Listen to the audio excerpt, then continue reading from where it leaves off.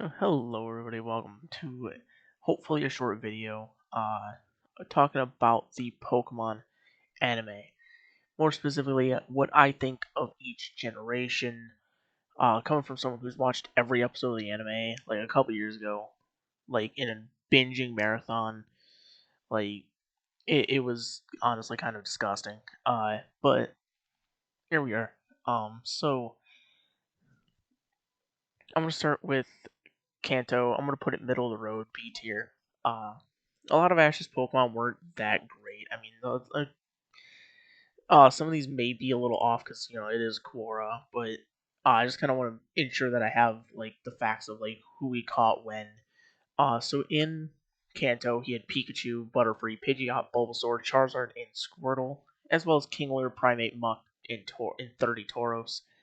I don't know why it counts Mr. Mime. I don't remember him catching a Mr. Mime, which he just gave to his mom, so he never battled with Mr. Mime. In 29 was Tauros and never battled either. Primeape had like one battle, and then he released it. Kingler only battled in the Indigo League and in the Silver Conference. Pidgeot he released, Butterfree he released, which gave him a team in the end, going into the Indigo League. Pikachu, Bulbasaur, Charizard, and Squirtle. Not counting Kingler, like his mainstay team was just the Kanto starters and Pikachu. Because at this point he had released both Pidgeot and Butterfree, so which is why he brought in Krabby, who evolved into Kingler almost immediately, and Muck, who he caught and never used. He only used it in tournament battles too, and I think it was only in the Indigo League did he use the Muck. That being said, a lot of his Pokemon had pretty lackluster appearances. I mean, Butterfree barely battled, and that's the wrong thing. Here's a honestly an ancient win percentage chart here, but uh, overall, a lot of his Kanto Pokemon had pretty decent records. The only one having like a bad rep would be like Pidgeotto slash Pidgeot, which that's flat out wrong if I'm not mistaken. But this is from like early Kalos. As you can see, like Goodra had 100% win rate and that. But of his Kanto Pokemon, you had Charizard, which during the anime, Charizard never won any battles as Charizard. I think actually no, Blaine's Magmar. It beat Blaine's Magmar. Kingler with 71%. There's Pikachu with 61, Squirtle with 60, Bulbasaur with 56. So his Kanto team really wasn't that bad. However, my main issue with Kanto was the fact that Ash was handed just a couple of his gym badges, being from Misty, Brock, and Erica. So it just kind of took away from the like mystique of the gym badges. It's like, oh, the gym badges are supposed to be special, and they're just handing them out, and it's like it kind of ruined it a bit for me. But that's my personal opinion on it. But all in all, Kanto wasn't too bad. Came out with some good Pokemon that had better performances in the end, but overall, I'm not a huge fan. Next up, my personal least favorite, being Johto, mixing in with the Orange Islands. Because really, the Orange Islands was very short, and really nothing substantial happened out of it outside of Ash getting Snorlax. That's the only thing he caught in the Orange Islands. Lapras was never his. It was used as a ride Pokemon. And, I mean, Snorlax is a beast, don't get me wrong. It also knows 6 moves. But, other than that, there's nothing really special that happened during the Orange Islands. And nothing really big happened in Johto either. Uh, let's look at his Pokemon he caught in Johto. Heracross. He very rarely used Heracross. Bayleaf was a simp and just kind of got really irritating after a while. Totodile was probably the best Pokemon that he got out of it. just because it was a good personality, it was fun, it was good in battle. There was Quilava, who never evolved. It wasn't until the Diamond and Pearl anime that it did evolve, but it barely could get anything done because it would take ages to get ready for a battle. It was just really boring to watch, and a shiny Noctowl we also very rarely used. And then a Fampy that hatched from an egg, which he also never used up until the Battle Frontier. So a lot of his Johto Pokemon really weren't very good. And their win loss percentages kind of reflect that. I mean, the best one he has is Noctowl at a 60%, next to Quilava at 54. Those are the only two that have a positive win loss record, while Bayleaf and Heracross have a neutral win loss record, and then Totodile having a negative win loss record. But overall, Johto is just really boring and just not really worth watching, especially rewatching. It was honestly really forgettable and really boring when you compare it to stuff like Hoenn, Sinnoh, Unova, Kalos, Alola, basically all the rest of the generations. Johto just is just way too forgettable. Which, I mean, I get it. They were still trying to find their footing, but at the same time, the Kanto anime found a way to make most episodes interesting, and there were many memorable moments from the show.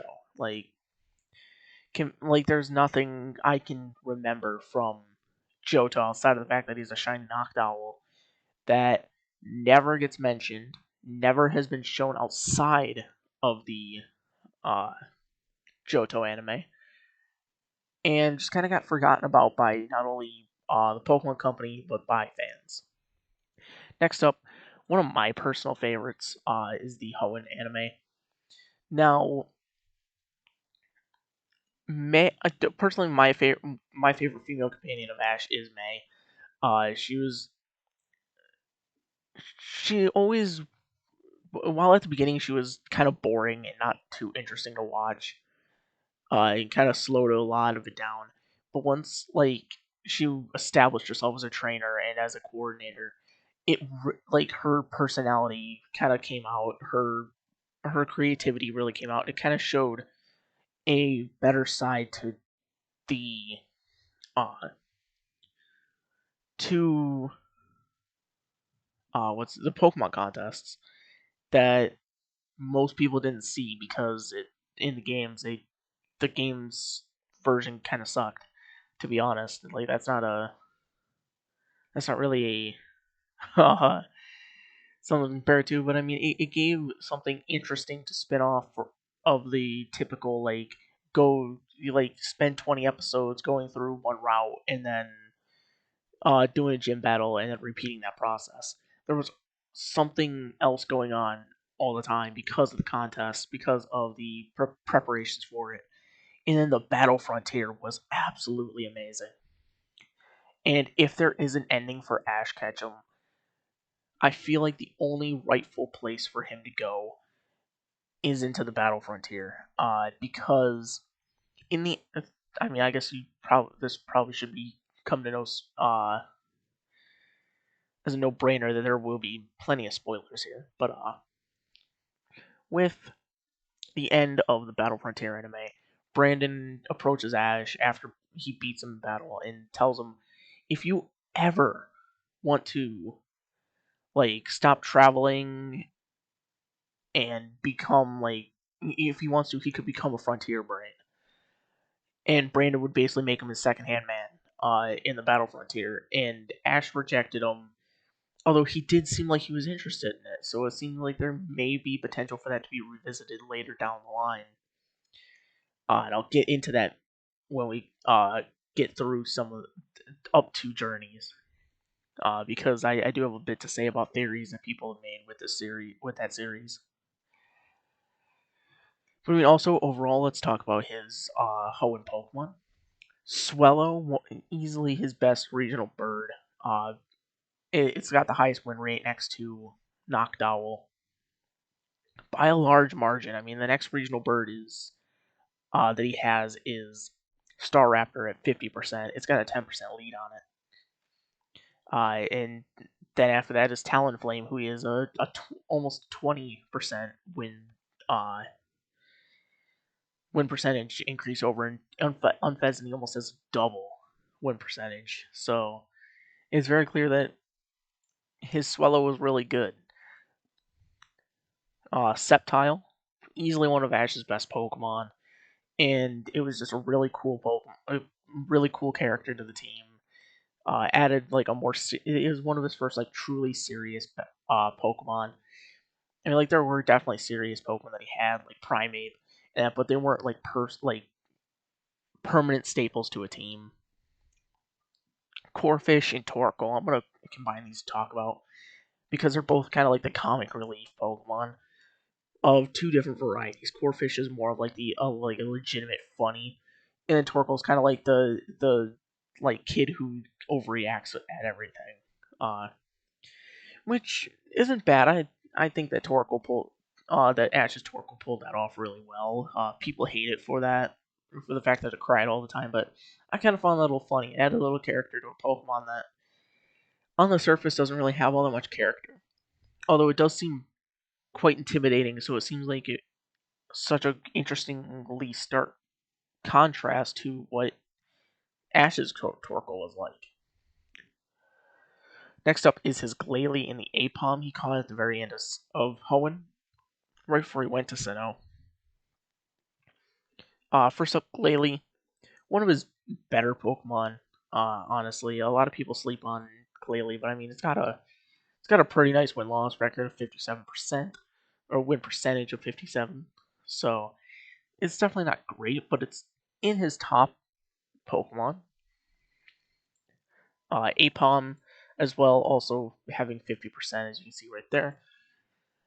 Uh, Glalie, I think, was really interesting. It was kind of a shock out of nowhere, kind of because he came out like right at the very end of the generation. Ash caught a Snow Run, and it was like, oh, he's just gonna use Snow Run in the league. That's kind of dumb, but whatever. And he actually evolves it into Glalie, which was pretty cool. And then in Battle Frontier, we see Vampy come back and become Donphan. One of his better Pokemon during the Battle Frontier, despite it only having a 50% win loss record. It did take a lot of losses, but in the matches that it did win, it looked very strong, and it was definitely a really fun Pokemon to watch in battle. And now moving on to Sinnoh. I mean, this is kind of obvious. S tier, one of the best because mostly just because of Paul, because of Electivire and Infernape. This is actually one of the reasons why Electivire is one of my favorite Pokemon. In fact, it is my favorite Pokemon. Just because there was such a big story. Like there was a story between Ash and Paul, but there was also a story between Electivire and Infernape. That was like they hated each other, but they also had an immense respect for one another because they both knew that they were each of them were incredibly strong and faced off really like had very tough matchups. And watching the end battle with Ash and Paul, like you really could say it could have went either way, and I don't think anyone would have really been mad if Paul won because that battle was just really good, like without the need of like a Blaze coming out, and it was such an emotional battle that like easily probably the best battle in the anime. That being said, Ash's Pokemon Staraptor, as I mentioned, for 50%. It was okay. It's good, but at the same time, it's middle of the road. Torterra. Um, After Turtwig evolved into Grottle, it won a couple battles here and there, but mostly lost. Once it evolved into Torterra, however, it never won a single battle after. It lost every single time. it would never knock out a single Pokemon out again, including a Rhyperior. I don't know how you do that, but Torterra did. 44%. Most of that's from its time as a Turtwig. So, Infernape, really, you can't sit on you can't sleep on Infernape. 83%. One, I think still its win percentage is actually the best of Ash's Pokemon. Weasel, definitely a sleeper pick. I mean, it doesn't have like that bad of a win loss record. It is in the 50% category. But you also have to realize Weasel fought a lot of battles, and it also came from Dawn. So it was introduced to Ash's team about midway through Diamond and Pearl. It learned a lot of stuff like the Ice Aqua Jet, and that it was definitely one of his more interesting Pokemon that not a lot of people mention. But honestly, I gotta say, it's outside of Greninja, I gotta say Weasel's probably Ash's best water type. Next up, Gliscor, also in the 50% range. One of his biggest personalities in a team ever. It was a ton of fun watching. And just like Torkoal, which is why I don't get why people get so mad with Torkoal, because uh, Torkoal and Gliscor have almost the same personalities, but while Gliscor is more of like a goofiness to it, it still has that like super crybaby side to it that like it had throughout the entire series, even as a Gligar. And as a Gligar, it got really annoying. So personally, Gliscor is one of my favorites, but at the same time, I'm not a massive fan of it because of how annoying it could get. Next up is Gibble, a real missed opportunity here.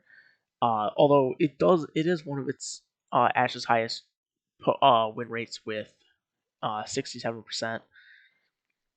That's only because it battled 3 times and won 2 of them.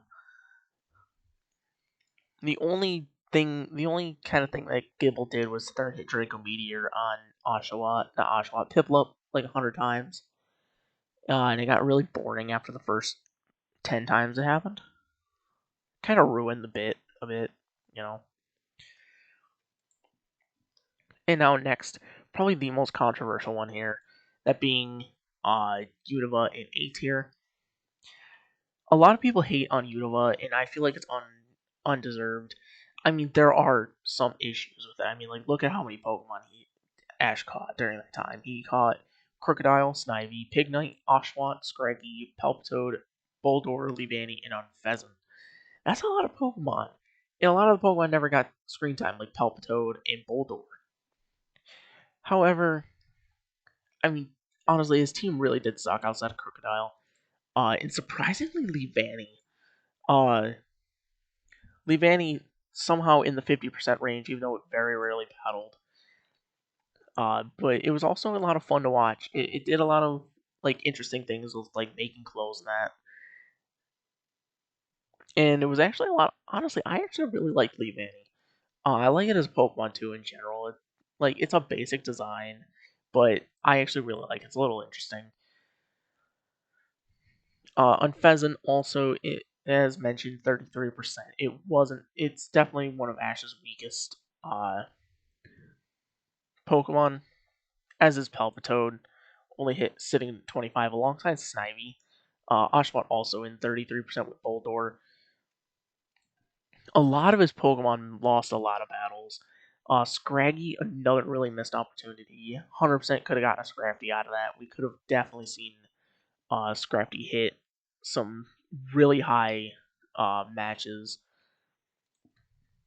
Pignite, another surprising one, 55%. His Pokemon really kind of seemed to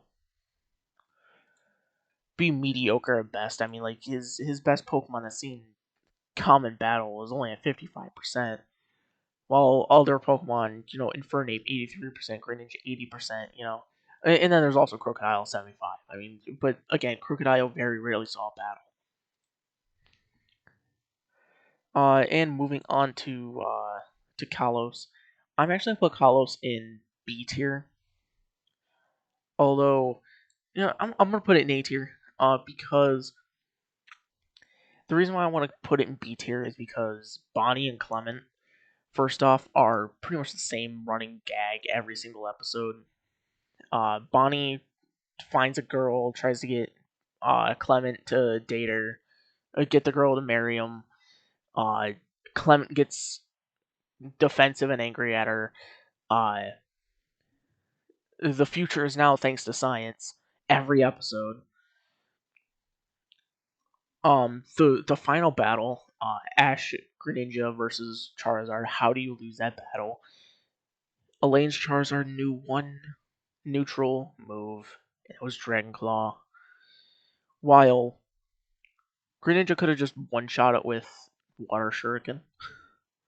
In any circumstance, Ash Greninja 100% should have won that battle. Ash 100% should have won uh, the Kalos League. And honestly, the Sinnoh League. That's one thing I did forget about Sinnoh is Ash got completely screwed out by the fact that they knew his team was too good, so they had to throw in a trainer who had multiple legendaries and faced off against. It made him lose. That was just unfortunate, to be completely honest. But 100 like completely, Asher won Kalos. That's one thing everyone can agree on at least. And I keep going to that tab on accident. I mean, Greninja, Talonflame, Goodra, Noivern, Hawlucha, Rock. That's going into Gen 7. But I mean, now let's talk about a big issue with this team that we also see here. So Greninja is Water Dark, Talonflame is Fire Flying, Goodra is Dragon, Noivern is Dragon Flying, and Hawlucha is Fighting Flying. Here's a big issue with Ash's team here. Hawlucha is weak to Fairy, Electric, and Rock. Noivern is weak to Rock and Fairy. Goodra is weak to Fairy. Uh, Talonflame is weak to Rock, Water, Electric. Greninja is weak to Electric and Fairy. As you see, there's a lot of Fairy and Electric weaknesses. And while a lot of his team are really strong, at the same time, they're very, they share each other's weaknesses. So the only Pokemon, there is no Pokemon that can really counter, their resistances. Because none of these Pokemon knew any, poison moves. They didn't know any ground moves. I mean, Greninja knew water moves, and Goodra knew Rain Dance, which isn't going to help you against Pokemon that, it might help Talonflame against a water type, but even then, Goodra was around for a handful of episodes before it got released, and then came back for the Kalos League. So for the most part, he just had Hawlucha, Noivern, Talonflame, Greninja, uh, Pikachu, and I honestly forgot what his fifth Pokemon was, or what his sixth Pokemon was most of the time. But really, it doesn't matter to me. And I mean, most of his Pokemon do have pretty decent win-loss records. And this is where this kind of comes into play of being irrelevant. Because, none of his Pokemon are where they probably should be. But, so that's where we're going to finish off with the win percentages. Next up, we have Alola. I'm going to put it in C tier. Honestly, I'm going to switch Kanto with Alola, put Alola in B tier because, this is a hot take here, but I don't think Ash should have won the Alola League because when it came to the ending, Pokemon has changed the effects of moves before with a, a Pikachu hitting ground types with electric moves, but they at least had a caveat to kind of give reason to it. And that was 15 years ago, compared to at this point, or even 20 years ago. Yeah, 20 years ago, around that time, 15, 20 years ago. That's when they stopped doing it. This was many, many years after, where they really haven't done any of that. And now here we are with Counter countering counter. That's not possible, and kind of taints his victory to me. I feel like having Lycanroc win the Alola League was also a little weird. I feel like Pikachu should have gotten the victory since it's kind of like they're kind of like Ash and Pikachu's like big climax there is they finally get to the top together. But my main issue with Alola is the amount of main characters there are. There's Ash, which I'm perfectly fine with. It's Ash. Then there's also Mallow, Lana, Kiawe, Sophocles, Lily, Gladion once he comes into play, Lucamine once she comes into play, Professor Burnett when she comes into play, and then Professor Kukui. That's 10 main characters. I mean, 2 of which don't really come up all that often. So 8 main characters that you see almost every episode. That's too many for really any show. Because there's too many conflicting stories, there's too many characters to try to be able to make a cohesive story. And really, you don't need that many characters. You easily could have had them pop up every so often, like Trevor, Shauna, and Tierno did in X and Y. And it could have just been like Ash going around each island and going around with like one or two uh of the other companions. But no, we had them all at one time, and it just kind of felt really just kind of trudging along, especially since like they were all kind of generic.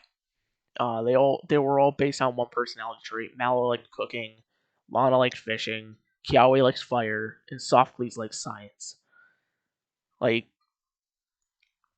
I get it, it's a kid show, so like everyone's gotta be kind of basic, but like at least make interesting stereotypes.